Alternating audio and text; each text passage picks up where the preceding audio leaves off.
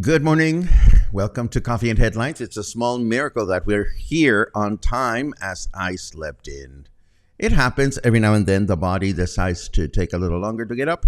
But here we are. We're ready to share, as always, headlines from our city, from our state, from our country, to look at what you're up to, your comments, ideas, and suggestions on how to best connect with one another and with our destination, Puerto Vallarta, or our city of choice as a community of English-speaking locals. Today is Wednesday, April 19, and as always, we have a little bit of news, a little bit of commentary. We have another interesting bit of news that has come to my attention where I'm wondering if you have an opinion on, because I was actually rather perplexed by this particular news. And I also have some show and tell photos to share with you. We're going to talk about the story behind the one Mexican bit of awesomeness that you can eat or you can wear. I wonder if you know what that is, because we're going to talk about that in a minute. But first, as always, I welcome everyone to the broadcast. I particularly welcome those of you that are watching live for the first time. If that is your case, please let us know by adding the word new to a comment. We'll be so very happy to give you a nice little welcome. And if there is something that you'd really like to bring to the table, that you would like a reaction or a comment on, it helps a lot if you can add a capital letter Q at the beginning of your comment. We'll be looking for those in a little while. So let us start with the news. And I'm going to start with something that is actually good news, because the historic 20 de Noviembre school, the historic 20 de Noviembre school in Puerto Vallarta's El Centro neighborhood is almost ready for prime time, with over a year delay. As you know, the school, like others in the municipality, has been closed for some time. It was due for a major structural overhaul, and it will be ready in a month for children to be able to return in the next school cycle. This is excellent news because this is a building that is historic. It's been around for many years. I forget exactly when it was built, but it's one that the city has been very careful to protect. When children return to school in the fall, thousands of them will enjoy 16 renovated classrooms, new restrooms, new kitchen and eating area, roofs, windows, and perhaps most importantly, air conditioning. And we certainly hope this is a kind of air conditioning that is actually turned on when it's needed. Now, in a matter of minutes, at 11 o'clock this morning, Puerto Vallarta joins the rest of the state and our country in participating in the first national earthquake drill of the year. Each state of Mexico develops their own hypothetical situation for their own drill. For example, in Jalisco, we are having a drill based on a magnitude 7.9 earthquake with an epicenter 30 kilometers from the municipality of Toliman, which is similar to that which took place on June of 1932. Here at Coffee and Headlines, we're going to try to linger until 11 just in case we get to hear the sirens from the living room or from Coffee and Headlines headquarters. As we explained yesterday, there's nothing to panic about. We also explained yesterday and also in the day before that business buildings, not business, government buildings like City Hall and such will participate on the drill. Hotels usually run the drill and do a pretend scenario, which they need to evacuate. And of course, we hope that Mother Nature is not going to be inclined in serving us an earthquake because we're having a drill. And that is just, superstition. I'm sure it's not going to happen. But perhaps the most important thing that we could be doing during earthquake drill is thinking, well, to begin with, nobody wants anything horrible to happen to anyone. But so many of us live here and came here to live by ourselves, or some of us live alone and our families are elsewhere, et cetera, et cetera. For me, the day of the earthquake drill is a good day to reflect on something that can happen to each and every one of us at any time. Something unexpected can happen. And I always ask myself on earthquake drill, knock on wood, nothing unexpected happens to me. But if I kicked the bucket unexpectedly due to an accident or due to, whatever, do I have a good communication chain in place between me or what's left of me and the people that can make legal and pertinent decisions about my passing? A lot of times we hear these stories of people that passed and that the next of kin cannot be found and the records are not, all those things that are complicated when one kicks the bucket. So perhaps while we are in the comfort of our homes knowing that it's just a drill, it might be, just saying, a good time to reflect on this important aspect of life. And I'm not being morbid, I'm just being practical. Moving right along, and here's where I'd love to hear your opinion. As you know, a series called Acapulco that actually takes place in Acapulco is being filmed in Puerto Vallarta for its third season. The previous seasons were also filmed here, but not everybody is happy with this fact. Apparently, Tribuna de la Bahía got some letters from people arguing that there is no benefit for Puerto Vallarta that a series that takes place elsewhere is filmed here, and that the tourism-related promotion that comes out from the series goes only to Acapulco, where apparently the leading Mexican actor from the series is not well liked, Eugenio Derbez, because of his political preferences. What do you think of that? I think it's absolutely ludicrous because, I read of a ton of series on televisions. When you look at the credits, many series are not filmed in the place where they take place or even the country where they take place. And of course, the city benefits from it being filmed here because, of course, there are permits that need to be handled. To me, this kind of argument is similar to me buying a fabulous shirt in Puerto Vallarta and then wearing it in San Francisco and the designer saying, well, why are you wearing this shirt in San Francisco when it was created in Puerto Vallarta? I don't know. It seems kind of silly to me, but you let me know what you think about this notion. Personally, when I watch the series, if the series is about Acapulco, well, then let it be about Acapulco. The fact that it was filmed here and whether it reflects the authenticity of Acapulco or not is a different matter altogether. But you let me know what you think in the comments. Please add some cues at your comments if this is relevant to everyone. And now I ask you again, I haven't looked at your comments when I asked what is the Mexican tradition that you can eat or you can wear. And I'm going to make it easy for you because I'm going to put one on the screen. And that is this deliciousness. This is the huarache. We have talked about huaraches before here at Coffee and Headlines, and I'll tell you why we're talking about huaraches today in a minute. But a huarache, in case you haven't had one, is a popular Mexican dish consisting of masa or dough, corn masa dough, with smashed pinto beans placed in the center before it is given an oblong shape.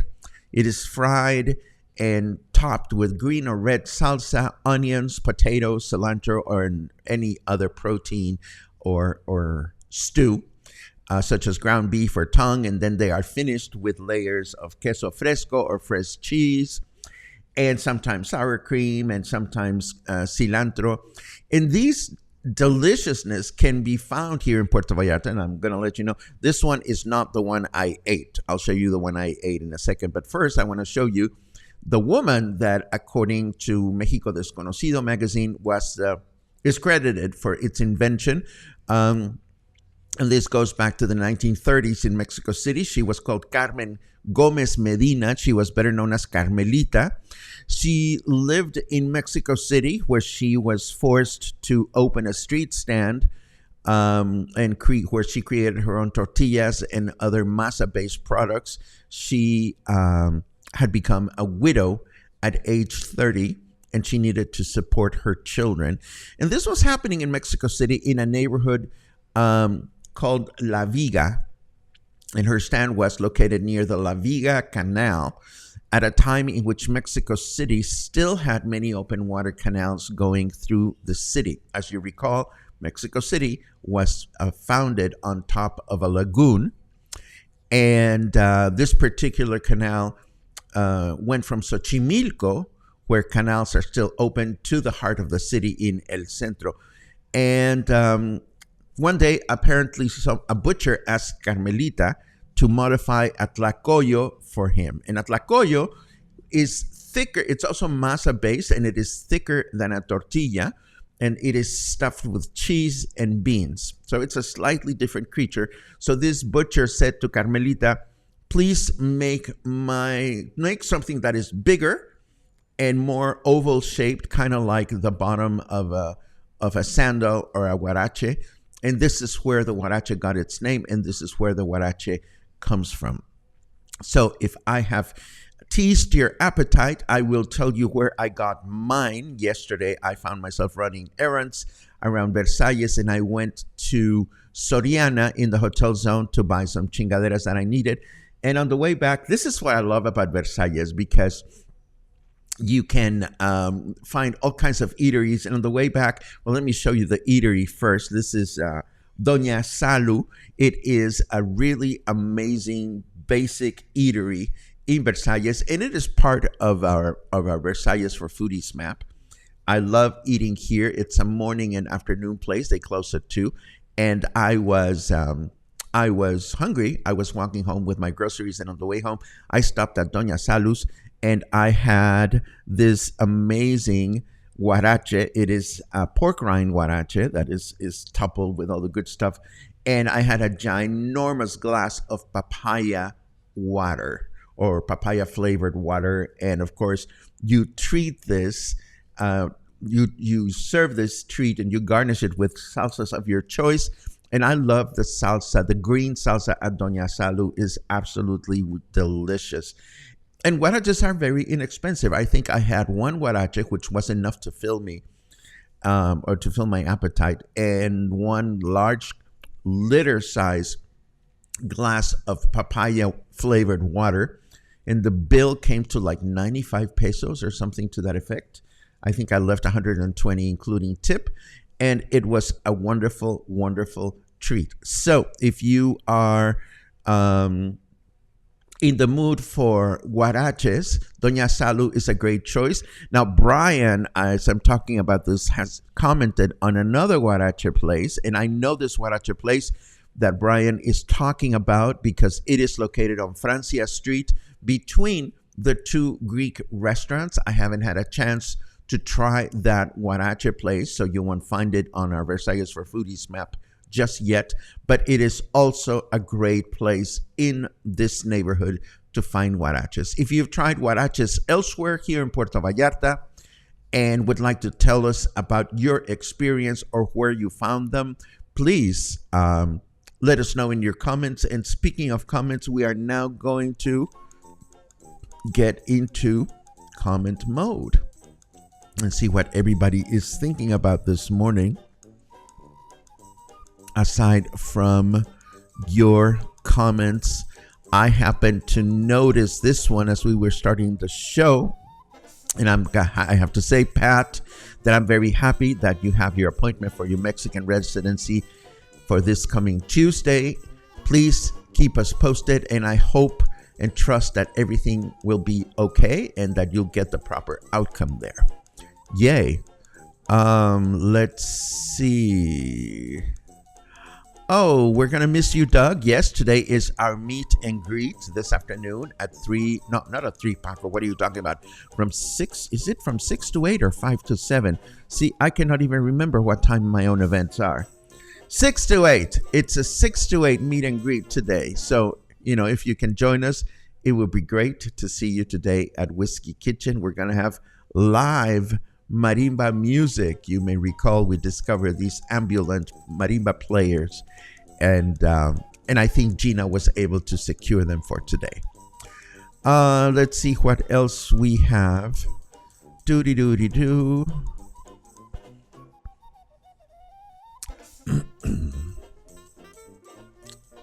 The school facelift is absolutely beautiful, says Claude. Yes, I've had a chance to peek inside of the school one day that I was walking and nobody stopped me.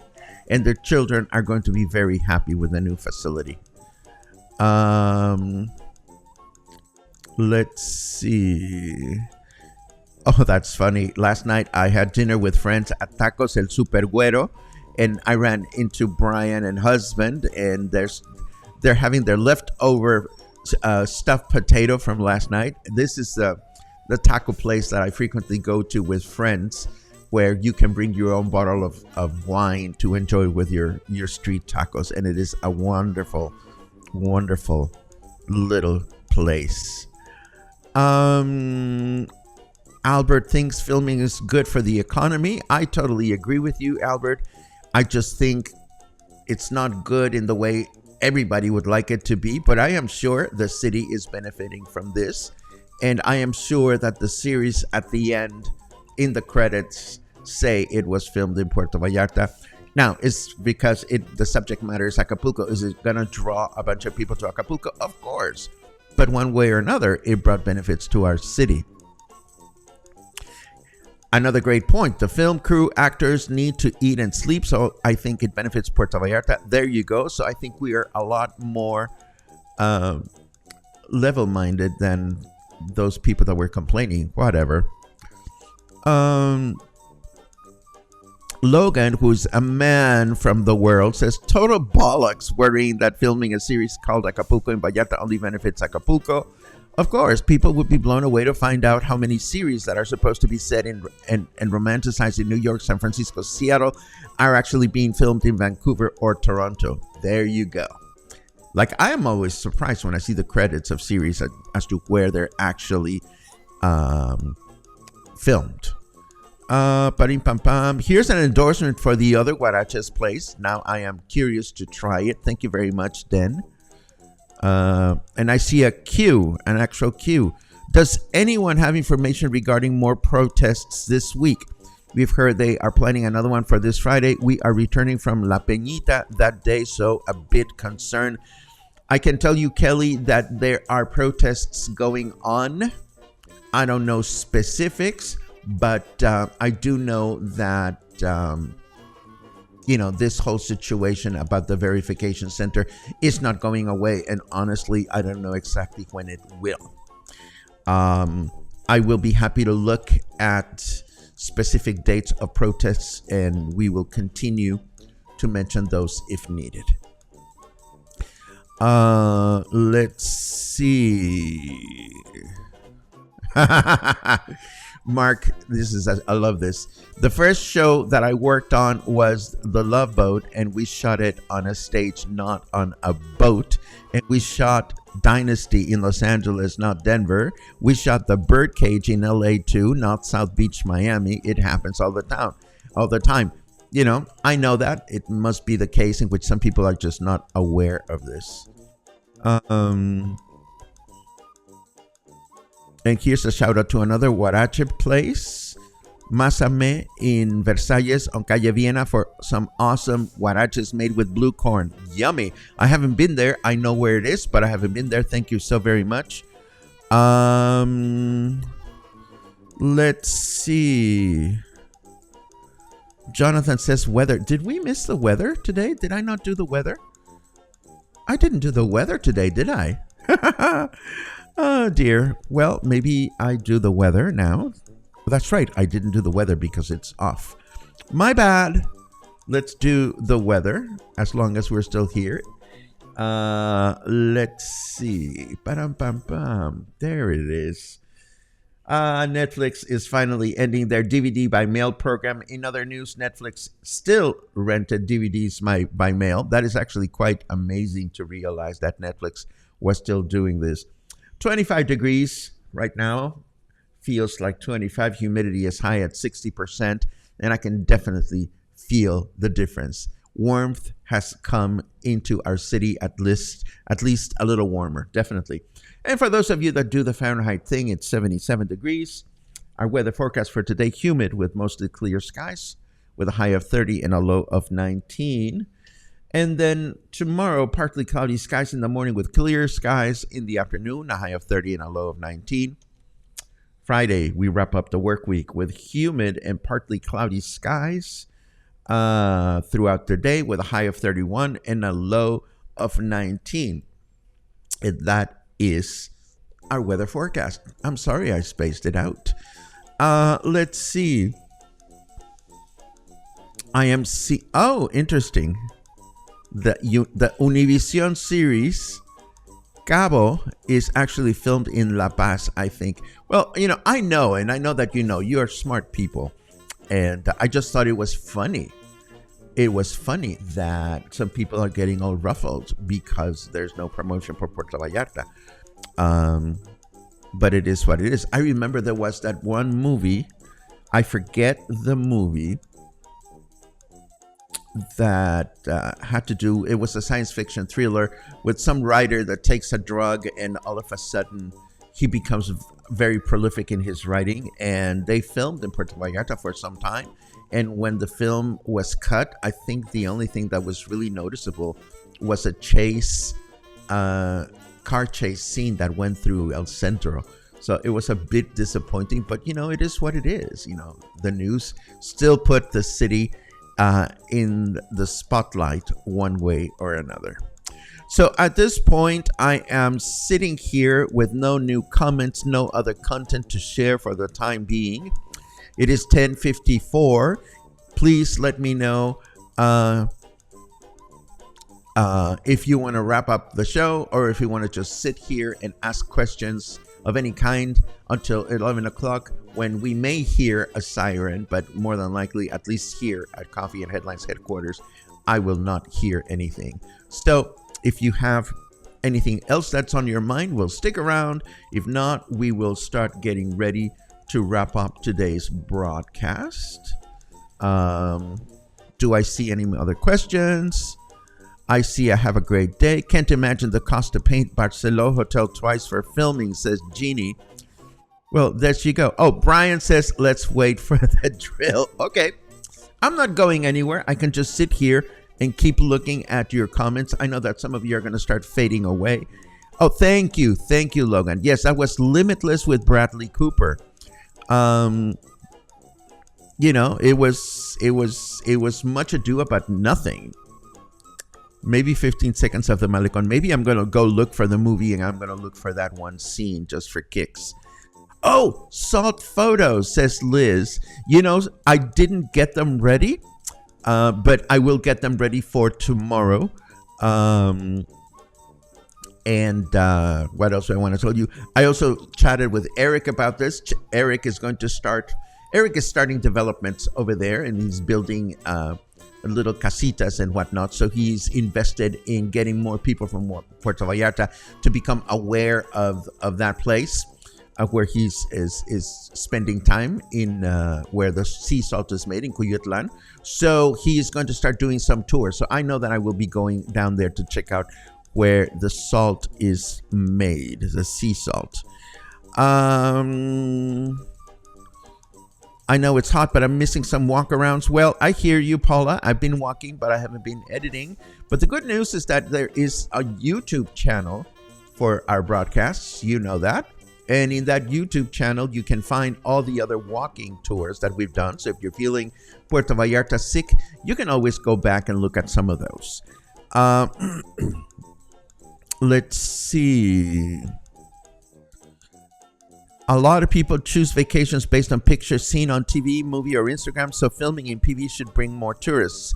I totally get that, Christine. I think the particular issue about this show is that it is a show called Acapulco, and it takes place in Acapulco, not in Puerto Vallarta. But you may also remember, I don't know if you do, that sometime maybe last year or the year before, there was this initiative to put a sculpture of the actor Eugenio Derbez in a street in Acapulco, and the public sculpture was erected, and it was put there to thank the actor for promoting the city. But it was butchered. It was people threw things at it. I think it was toppled down. I don't even remember the details. But the actor is not well liked in the city for his political views. So that may or may not be the reason why they're not filming there. I mean, it may simply be that they got a better deal in Puerto Vallarta, and ultimately the business of creating film and television is a for-profit business. So the producers are, of course, going to try to go where they can, while still having some sense of authenticity. Let's see if I see anything else that seems to be directed at me. John says, I've watched Acapulco and it's actually pretty funny. I know that that some people watch the series. I haven't watched it. I haven't been drawn to it just yet, but I suppose I'm going to watch it at some point. 10:58, my friends. 10:58. What time of the year is your restaurant week? I seem to remember Puerto Vallarta has one. Yes, but they changed it. I actually don't have any details on restaurant week, although I was one of the persons that designed it for Puerto Vallarta. When I used to be the managing editor of Vallarta Lifestyles, I was in charge of managing Restaurant Week for the publication. And but when the new owners came in, they changed the format and they changed the prices. They changed a lot of things. So I don't have, I think it used to be in May. We used to do it in May, and I think the company did it in September during the pandemic, but now they're doing it in May. Maybe. You may want to do a Google search for Restaurant Week, Puerto Vallarta, and I'm sure you're going to have an accurate answer to your question. Let's see. 10:59. 10:59. And it's 11 o'clock. So, ladies and gentlemen, you may be watching from a place where the sirens are blown. I usually don't hear them from here, so hooray. It is now officially 11. So if anybody has a siren report, that would be awesome. Otherwise, I encourage you to enjoy the rest of your day. I encourage you to enjoy the drill. Oh, I hear an alarm. Okay, so the show has begun. Oh, more alarms. Lovely. I hope these have something to do with the drill and not with something else. Anyhow, this is it. We're done. Go enjoy. Christine reports sirens in San Miguel de Allende. Oh my God. Oh my God. Here we go. The drill. Okay. I'm being silly now. Have an awesome day. I may see you in a little while. Oh, more sirens. I love it. I love it. Nothing in the marina, though. Anyhow, enjoy the rest of your day. Maybe I'll see you this afternoon. Maybe I'll see you tomorrow. But I sure hope I will see you soon. Have a great day.